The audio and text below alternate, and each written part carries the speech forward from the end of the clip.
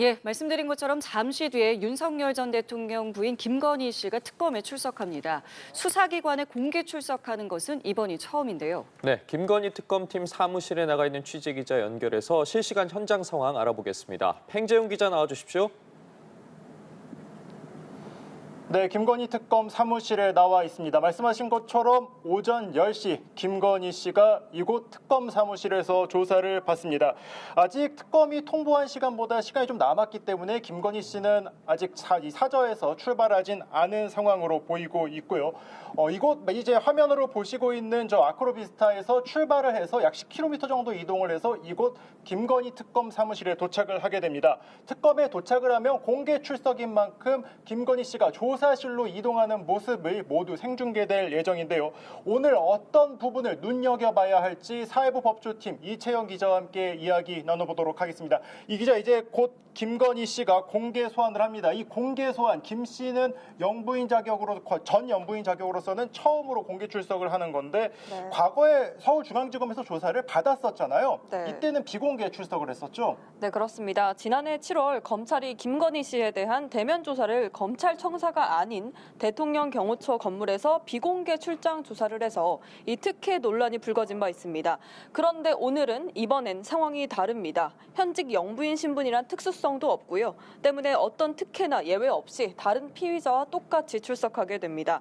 이 과거 전직 영부인 사례들을 좀 비춰봐도요. 모두 서면이나 비공개 조사가 이뤄지거나 뒤늦게 조사 사실이 알려져서 전직 영부인이 포토라인 서는 거는 이번이 처음입니다.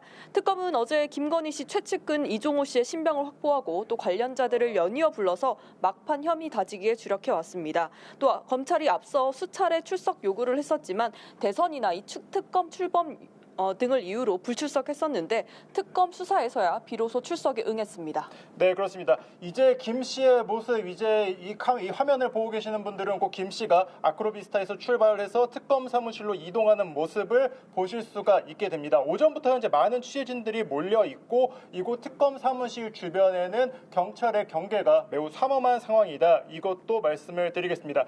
김 씨가 이 포토라인에 어떻게 설지도 참 관심인데 현재까지 취재된 내용이 있습니다.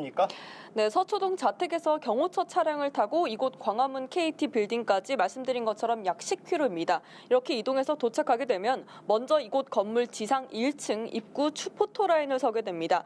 다만 지금 현재 비상황을 고려했을 때 1층이 아닌 건물 안으로 들어와 에스컬레이터를 타고 2층으로 올라오게 되는데요. 이때 취재진들의 질문을 받게 됩니다.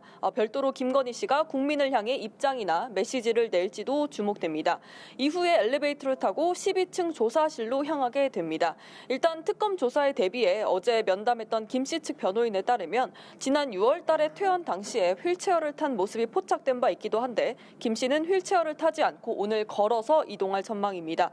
특검팀은 집회 시위 관련해 만일의 사태에 대비해서 이 기동대 5개 상황이 배치된 주변 상황들을 보면서 미리 동선을 지정해 놓는 등 만반의 준비를 한 상황입니다. 네, 그렇습니다. 이곳 특검은 저희가 출범 직후부터 계속해서 취재를 했던 공간이기도 합니다. 따라서 오늘과 앞서서의 특검의 상황의 모습을 좀 비교를 할 수가 있는데 평소보다 보안 상태 그리고 경계 강화가 어느 때보다 가장 높은 순간이라 볼 수 있겠고요. 그리고 특검도 오늘의 이 순간을 위해 오늘의 조사를 위해서 오랫동안 준비를 하지 않았습니까? 네. 그만큼 긴장감이 현재 느껴지고 있는 상황이기도 합니다. 특검은 그야말로 이 약 두 달 동안의 시간 동안 이 김건희 씨를 조사하기 위해서 숨가쁜 시간을 보내왔는데 어떤 조사들이 좀 이뤄졌는지 그 부분도 좀 설명해 주시죠. 네, 일단 오늘 좀 조사 방식부터 보면요. 특검은 법과 원칙에 따라 통상의 절차대로 진행한다. 이런 방침입니다. 그러니까 달리 말해 다른 통상의 피의자들과 다른 예우가 없다는 겁니다. 오늘 별도의 티타임 없이 곧바로 조사가 이뤄질 전망인데 특검보가 아닌 부장검사급 3명이 투입이 됩니다. 이 검사가 이름이나 주민번호, 직업, 주거 이런 것들을 물으면서 조사가 시작되고 강도 높은 질문과 증거를 제시할 방침입니다. 이 혐의가 여러 갈래인 만큼 조사 양이 방대해서 오늘 장시간 진행될 걸로 보이는데요. 김 씨 측에선 최지우, 유정화, 최명성 이 3명의 변호사가 동석하게 되고 별도의 경호 인력이 위치할 대기 공간도 마련이 된 상황입니다.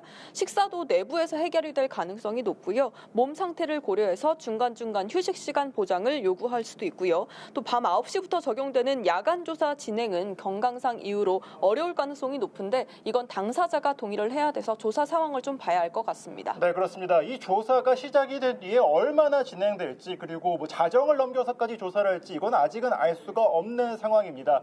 다만 김건희 씨가 조사에 어떻게 응할지 어떤 태도를 보일지에 따라서 이 시간이 늘어날 수도 있고요. 또 추가 소환도 이뤄질 가능성도 현재 나오고 있는데 이 김건희 특검에서 다뤄야 하는 의혹들이 무척 많지 않습니까? 네. 법에만 관련돼 있는 의혹이 16가지가 되고 김건희 씨와 관련된 의혹들은 계속해서 나오고 있는 상황이기 때문에 특검은 오늘 강도 높은 조사를 하면서 좀 우선순위를 둘 것으로 보이고 있습니다. 네. 오늘 특검은 좀 어떤 내용에 집중할 것으로 보입니까? 맞습니다. 수사 대상만 16개 의혹이고요. 특검은 이 가운데 5개 사건을 추려서 출석 요구서에 조사 대상을 제시했습니다.